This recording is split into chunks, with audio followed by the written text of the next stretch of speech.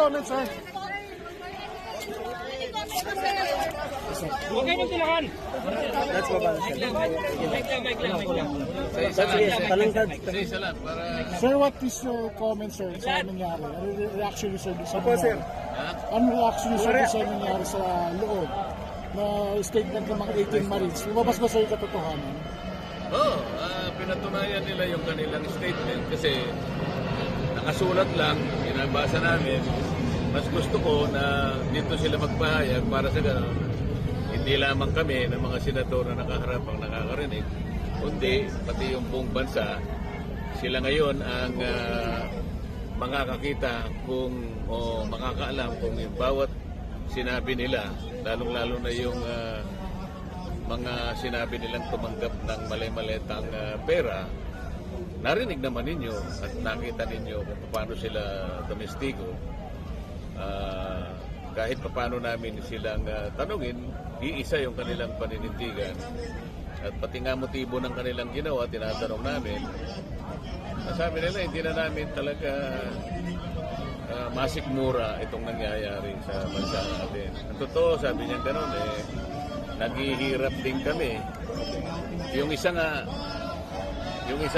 namatay pala yung kapatid niya ngayon. Dahil tumawag yung NBI, sinasabi, bawat isa sa kanila tumanggap daw ng bribery na 5 million pesos bawat isa.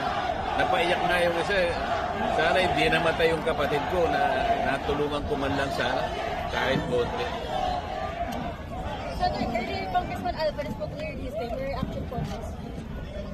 Dumating siya late na sana man lang nandun pa yung mga 18 Marines para sa ganun. Nasagot nila kung ano man yung kanyang sinabi. Hindi na rin ako tumagal dahil marami akong pipirman sa aking opisina ngayon. So, hindi ko narinig yung paliwanag ni Congressman Alvarez. Wala na. Sir, dumadami na po yung tao dito sa harap ng Senado. Ano, sir, sa tingin niyo yung may mangyayari pa bang malaki? Mangyayari pa Hindi, bang... tapos na kami kasi marami kaming ipatatawag pa. Ang problema lang kaya hindi masyadong naging substantial dahil yung pangunahing mga dapat na dumating sana nagkaharap. Kasi una namin pinatawag si former Speaker Martin Romualdez at saka yung kanyang mga household staff sa kanyang bahay. Pinatawag din namin yung ombudsman o yung kanyang representative at saka yung DPWH. Wala naman, hindi naman sila dumating. Para sana harap-harapan man lang, nagkaalaman na. So silang may kasalanan nito, silang pinatawag, pagkakataon nila na magkaharap-harap, yung 18 Marines naman, mula noon at saka ngayon, intact pa rin sila eh. Wala namang kumalas sa kanila eh.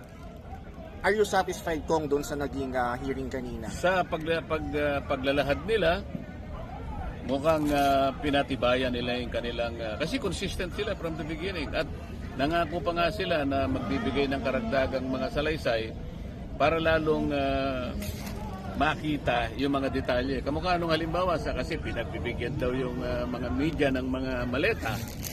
Sabi ko, kinakailangan yung patunayan ito. Kasi di naman lahat sa kanila siguro nabigyan ng ganito. So linisin nyo yung iba sa kanila. Nagpahayag lang ako ng sentimiento na marami nga, sabi ko, na maaaring nababayaran. Kasi sa panig ko nga kinuwento ko kung bakit napakalaking rally. 11 reporter ang nakakita na ako'y nagsalita ng halos 45 minutes. Akalain yung ni acronym ng pangalan ko, hindi man lang ako nabanggit doon sa reporter. 11 reporters ang nakakita. Samantalang yung mga ibang senador na nandoon na hindi naman inimbita, hindi man nagsalita roon, nagkataon lang na nandoon sa crowd, binanggit lahat ang mga pangalan. Ako na nagsalita sa stage ng halos 45 minutes, 2 diaryong malalapad. Hindi ako nakita ng reporters nila. Philippine Star, 8 reporters, hindi ako nakita. Philippine Inquirer, 3 reporters, hindi ako nakita.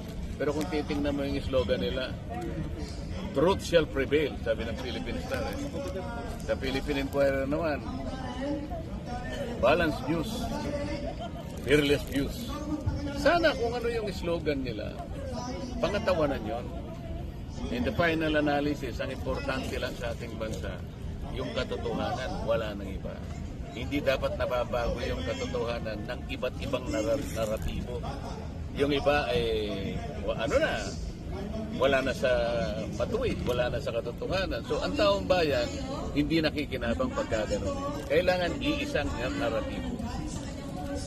Alang-alang sa bayan. Kasi kapag hindi totoong impormasyon, maliligaw, malilin lang ang taong bayan. Kawawa naman sila. Kayo, ang media pa naman, ang conveyor ng impormasyon. Pag ang impormasyon tama, pag ang impormasyon ay walang halong kasinungalingan, magagamit ng taong bayan nyo sa kanilang pagpapasya at sa kanilang paggagawa ng sarili nilang opinyon. Okay? Thank you po.